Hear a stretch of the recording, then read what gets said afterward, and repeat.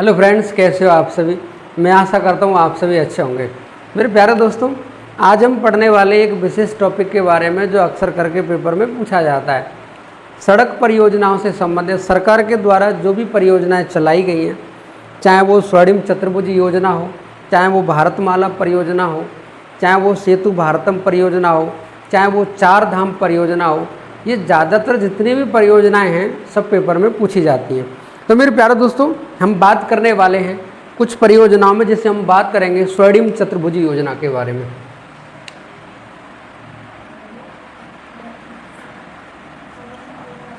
स्वर्णिम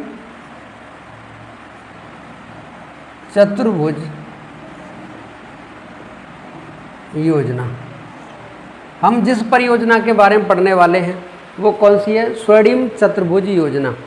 अगर हम इस स्वर्णिम चतुर्भुज योजना की बात करें तो ये 1998 में शुरू की गई। कब शुरू की गई? 1998 में शुरू की गई। और जिसने ये शुरू की वो है राष्ट्रीय राजमार्ग एवं विकास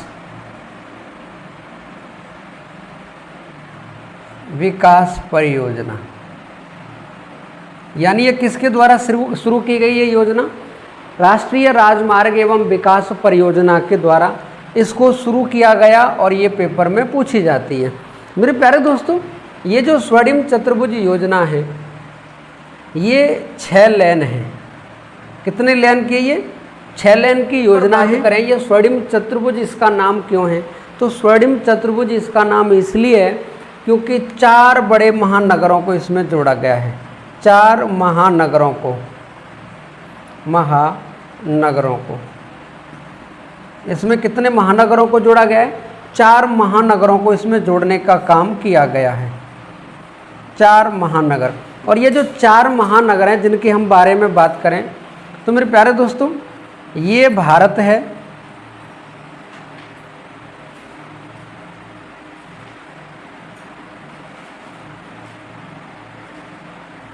ये अपना भारत है,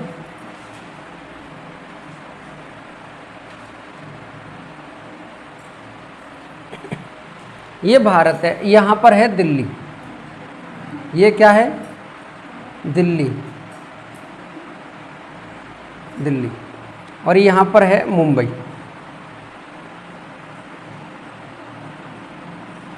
यहाँ पर है चेन्नई और यहाँ पर है कलकत्ता।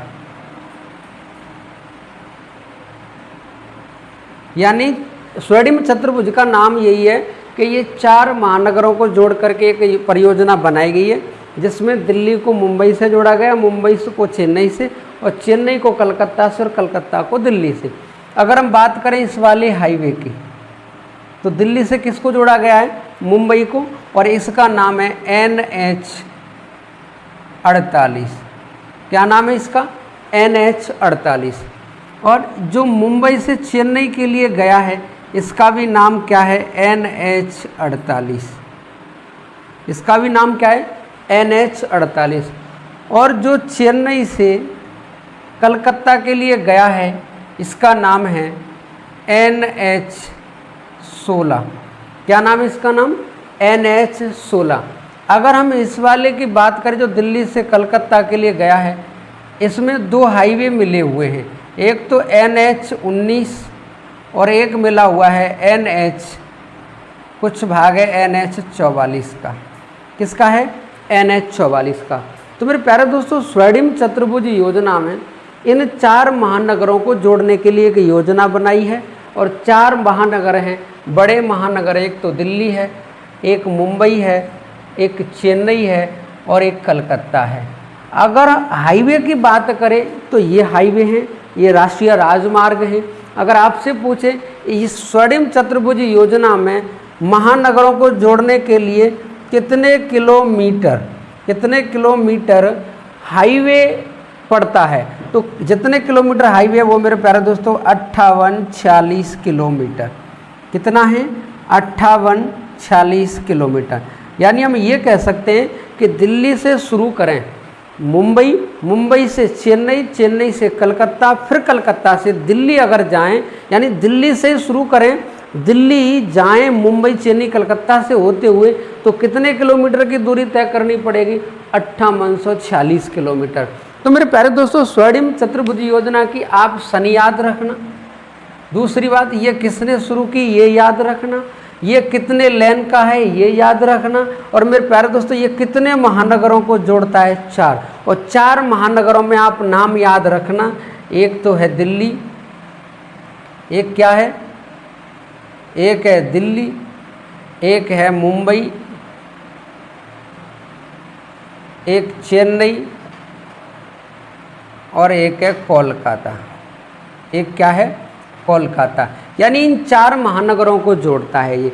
अब ये पूछ सकता है कि दिल्ली से कलकत्ता के लिए जो हाईवे है उसमें कौन कौन से NH हैं, यानी कौन कौन से नेशनल हाईवे हैं। तो 2 हैं, एक तो NH-19 है और एक NH-44 है। अगर आपसे पूछे कलकत्ता से चेन्नई के लिए जाएं तो किस नेशनल हाईवे से होके जाएंगे? तो NH-16। कौन सा है? NH-16। तो मेरे प्यारे दोस्तों, इन स्वर्णिम चतुर्भुज योजना में कितने किलोमीटर का रास्ता तय करना पड़ेगा? 5846 किलोमीटर। मैं आशा करता हूँ स्वर्णिम चतुर्भुज योजना में ये आपकी समझ में आया होगा। आगे हम एक और योजना की बात करने वाले हैं, उसका नाम है सेतु भारतम परियोजना। आप इसको नोट कर सकते हैं। आगे हम बात करें सेतु भारतम परियोजना की, जो अक्सर करके पेपर में आती है। सेतु भारतम परियोजना, सेतु भारतम परियोजना। कौन सी परियोजना है? सेतु भारतम परियोजना। अगर हम सेतु भारतम परियोजना की बात करें तो ये किसने शुरू की, कब शुरू हुई? तो सेतु भारतम परियोजना ये शुरू की गई थी 2016 में। कब शुरू की गई? 2016 में। किसने शुरू की? सड़क एवं परिवहन, सड़क एवं परिवहन मंत्रालय के द्वारा, सड़क एवं परिवहन मंत्रालय के द्वारा इसको शुरू किया गया। अगर हम बात करें ये किस उद्देश्य से शुरू की गई, यानी इसके उद्देश्य की अगर हम बात करें तो इसका उद्देश्य था रेल क्रॉसिंग। इसका उद्देश्य क्या था? Rail crossing. ये किसके लिए शुरू की गई थी? रेल क्रॉसिंग के लिए। रेल क्रॉसिंग का सबसे बड़ा मुद्दा था मेरे प्यारे दोस्तों कि जब ये रेलें चलती हैं तो फाटक पड़ता है कहीं शहर में। जब फाटक पड़ता है तो जब ट्रेन गुजरती है वहाँ से तो फाटक बंद हो जाता है, तो कहीं ना कहीं जो आवागमन है वो थम जाता है। तो वो थमे ना, कोई ऑफिस जाए तो वो समय निकले ना, वो रुके ना। इसके लिए सरकार ने एक योजना बनाई कि हम रेल क्रॉसिंग को बचाने के लिए, समय को बचाने के लिए, यानी जो पब्लिक जो चलती है उसको चलते रहने के लिए हमें रेलवे क्रॉसिंग बनाना पड़ेगा। और रेलवे क्रॉसिंग के लिए यहाँ पर 208 रेलवे क्रॉसिंग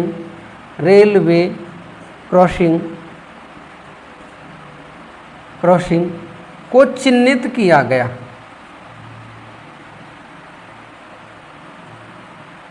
चिन्हित किया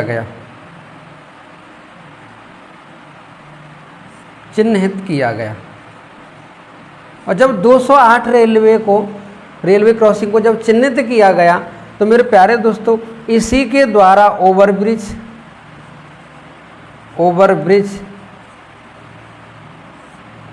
तथा अंडरब्रिज बनाए गए। क्या बनाए गए? रेलवे ओवरब्रिज और अंडरब्रिज। ये किसके लिए बनाए गए? रेलवे के लिए बनाए गए। यानी रेलवे से संबंधित ओवरब्रिज और क्या बनाया गया? अंडरब्रिज बनाए गए। तो मेरे प्यारे दोस्तों आपसे कभी भी पूछें कि सेतु भारतम परियोजना किससे संबंधित है, तो आंसर है रेलवे क्रॉसिंग से संबंधित है। किससे संबंधित है? रेलवे क्रॉसिंग से। तो रेलवे क्रॉसिंग के लिए ओवरब्रिज बनाए गए ऊपर से होके और पटरियों के नीचे से होकर अंडरब्रिज बनाए गए। ये परियोजना कब शुरू की गई? 2016 में। कितने रेलवे क्रॉसिंग को चिन्हित किया गया? 208 को चिन्हित किया गया। इसका उद्देश्य पूछे तो किससे संबंधित है? रेलवे क्रॉसिंग से। मेरे प्यारे दोस्तों, मैं आशा करता हूँ ये आपकी समझ में आया होगा। आगे हम बात करने वाले चार धाम परियोजना से संबंधित। अगर हम आगे बात करें चार धाम परियोजना की, तो ये जो चार धाम परियोजना है इसका उद्देश्य क्या है? चार धाम परियोजना, हम बात करेंगे किसकी? चार धाम परियोजना की। ये जो चार धाम परियोजना है ये कब शुरू की गई? तो ये भी शुरू की गई थी 2016 में। जब इस सेतु भारतम परियोजना शुरू की गई उसी समय शुरू की गई थी चार धाम परियोजना। ये जो चार धाम परियोजनाएं कब शुरू की जा रही है? 2016 में। अगर हम बात करें उसके उद्देश्य की, तो इसका उद्देश्य क्या था? तो इसका उद्देश्य था चार धामों को जोड़ना एक दूसरे से, यानी चार धामों को जोड़ना एक दूसरे से। किसके द्वारा जोड़ना? सड़क के द्वारा जोड़ना। सड़क के द्वारा इन चार धामों को एक दूसरे से जोड़ना, इसके लिए बनाएगी। और वो चार धाम कौन से हैं ये भी जानना बहुत ज़रूरी है। वो चार धाम हैं Badrinath number 1, number 2 Kedarnath, number 3 Yamunotri और नंबर 4 गंगोत्री। कौन सी है? गंगोत्री। इन चारों धामों को जोड़ने के लिए सड़क बनाई गई और सड़क बनाई जाएगी। इसमें किलोमीटर में अगर पूछे कितने किलोमीटर सड़क बनाई जाएगी, तो मेरे प्यारे दोस्तों 900 किलोमीटर सड़क बनाई जाएगी। कितने किलोमीटर सड़क बनाई जाएगी?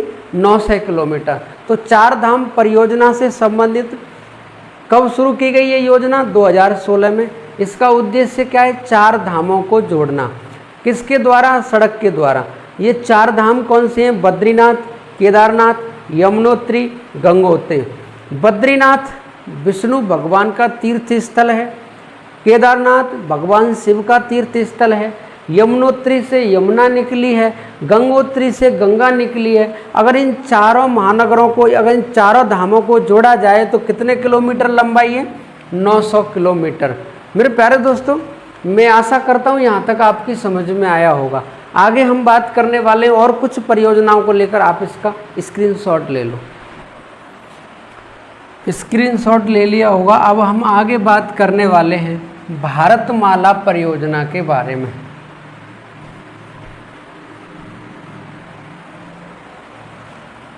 आगे हम बात करने वाले हैं भारतमाला परियोजना। कौन सी परियोजना है? भारतमाला परियोजना। ये जो भारतमाला परियोजना है इसके बारे में बात करें कि ये कब शुरू की गई, तो ये शुरू की गई थी 2017-18 में। कब शुरू की गई? 2017-18 में। इसका उद्देश्य क्या है? इसका उद्देश्य क्या है? तो इसका उद्देश्य है सड़क मार्ग के द्वारा, राष्ट्रीय राजमार्ग के द्वारा उन सीमा तटवर्तीय इलाकों को जोड़ना। यानी हम कहने का मतलब ये है कि जिस तरीके से, जैसे ये भारत है,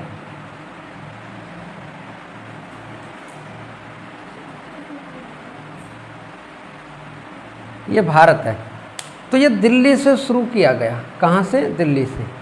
और इस तरीके से तटवर्ती इलाकों में इस तरीके से ये हाईवे बनाया गया है जो बिल्कुल सीमा पर भी जाता है।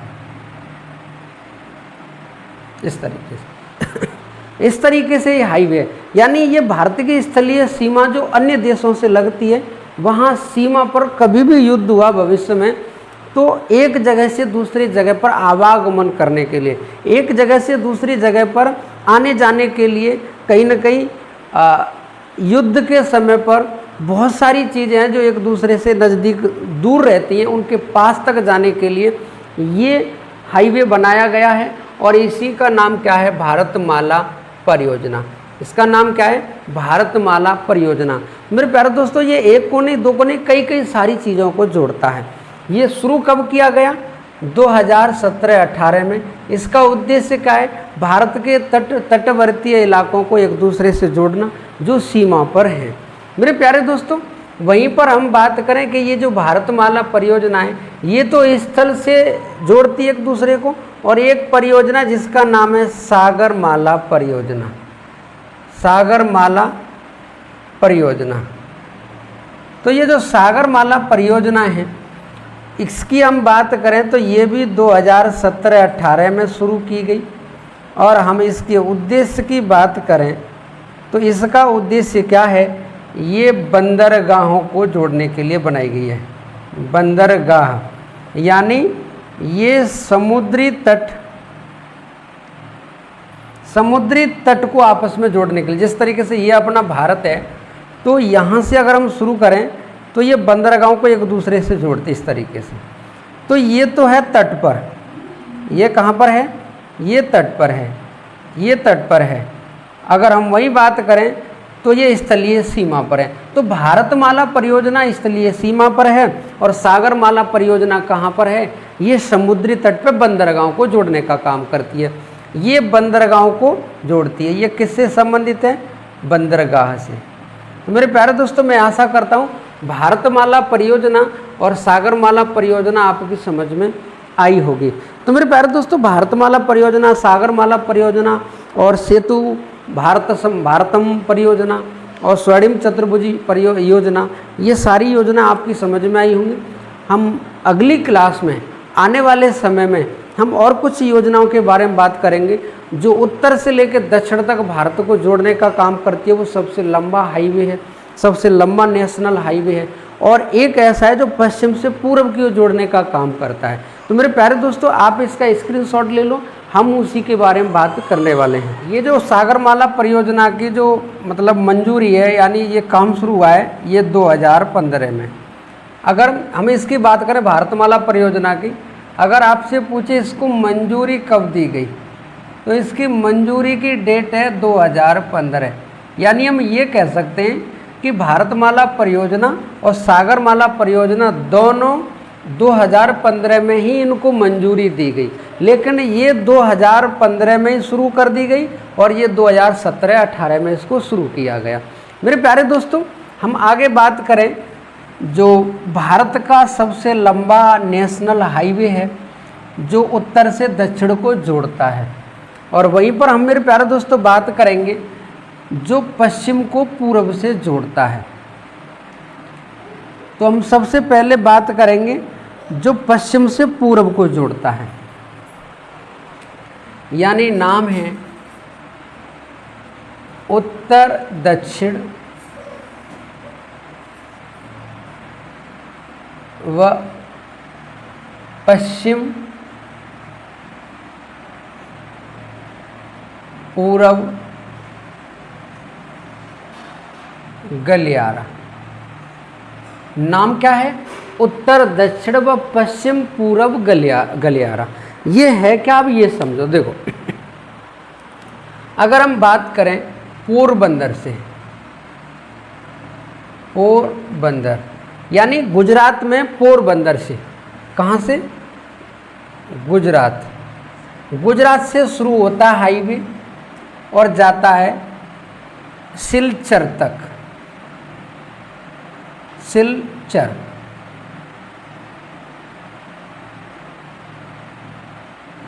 कहाँ जाता है ये? सिलचर। अगर हम सिलचर की बात करें तो ये पड़ता है असम में। कहाँ पड़ता है? असम में। यानी पोरबंदर से लेकर सिलचर तक इसकी जो लंबाई है वो है 3507 किलोमीटर। कितनी है? 3507 किलोमीटर। तो आपसे कभी भी पूछे पश्चिम से पूर्व को हाईवे जो बनाया गया है वो किससे किसको जोड़ता है? तो मेरे प्यारे दोस्तों, वो पोरबंदर जो गुजरात का है, वो सिलचर जो असम का है, वहाँ से वहाँ तक है। इसकी लंबाई कितनी है? 3507 किलोमीटर है। हम यहाँ से शुरू करें, पोरबंदर है यहाँ पर, ये इस तरीके से हाईवे बनाया गया है जो कहाँ तक जाता है? सिलचर तक जाता है। ये है पोरबंदर, ये है पोरबंदर, ये गुजरात है। और हम इसकी बात करेंगे, ये है सिलचर, ये है सिलचर जो असम में पड़ता है। यहाँ से यहाँ तक की जो लंबाई है वो है 3507 किलोमीटर। वहीं हम आगे बात करें श्रीनगर से लेकर के इस तरीके से एक हाईवे है जो जाता है कन्याकुमारी तक। कहाँ तक जाता है? कन्याकुमारी तक जाता है। और यहाँ से यहाँ तक की लंबाई है 4112 किलोमीटर। लंबाई कितनी है? 4112। यानी हम यहाँ से शुरू करेंगे, ये नगर है जिसका नाम है श्रीनगर, जो इस तरीके से जाता है। और यहाँ बिल्कुल लास्ट में क्या पड़ता है? कन्याकुमारी। कहाँ जाता है? कन्याकुमारी तक। यानी श्रीनगर से शुरू होता है, कन्याकुमारी तक जाता है। इसकी लंबाई कितनी है? 4112 किलोमीटर। इन दोनों में अगर देखा जाए तो भारत का सबसे लंबा हाईवे कौन सा है जो श्रीनगर से कन्याकुमारी तक जाता है? इसका नाम है NH44। इसका नाम क्या है? NH44। मेरे प्यारे दोस्तों, ये जो NH44 है, NH44 है, ये NH1, NH1A, NH26, NH7, इन 4 हाईवे को मिलाकर के कौन सा बना है? NH44। NH1, NH1A, NH7 और NH26 को मिलाकर के NH44 बनाया गया है। यानी कहीं से NH1A जाता है, कहीं तक कोई जाता है, तो इन सबको मिलाकर के कौन सा बना दिया है? NH44। ये मेरे प्यारे दोस्तों NH44 भारत का सबसे लंबा राष्ट्रीय राजमार्ग है। वहीं हम आगे बात करें कि ये जब ये पश्चिम से पूर्व की ओर जोड़ने के लिए हाईवे बनाया गया है जो पश्चिम से जाता है पूर्व तक। कहाँ तक? पश्चिम से पूर्व को जोड़ने का काम करता है और ये उत्तर से दक्षिण को जोड़ने का काम करता है।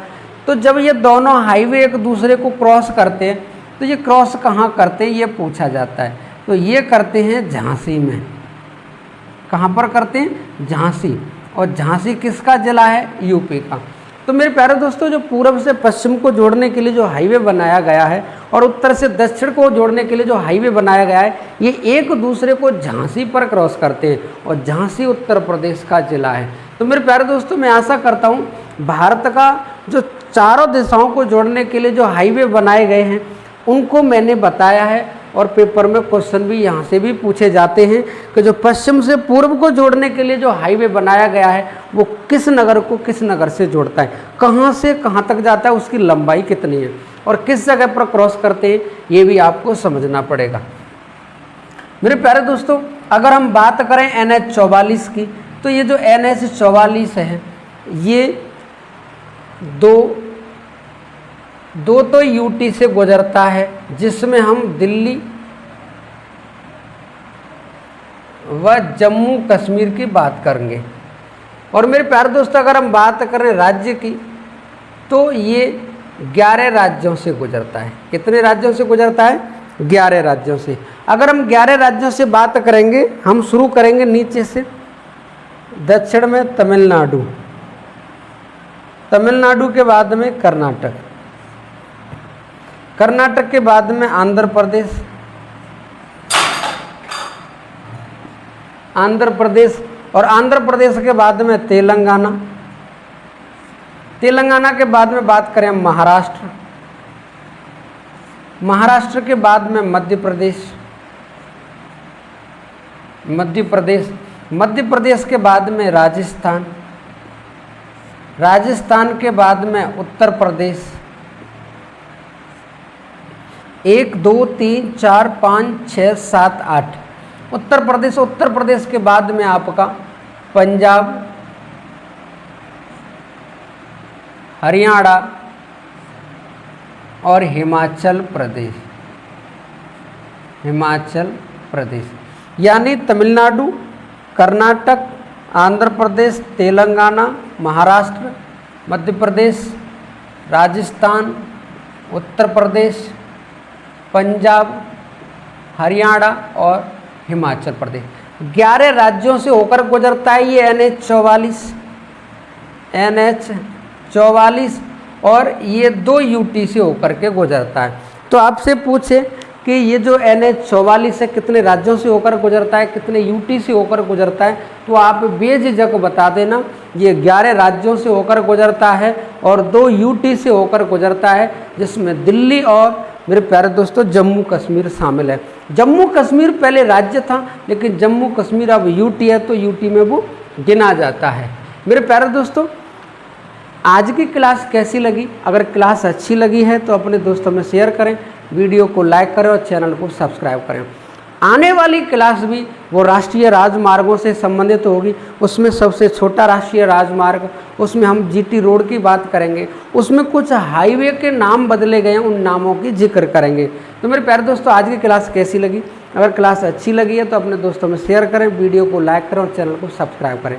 जय हिंद, जय भारत मेरे प्यारे दोस्तों।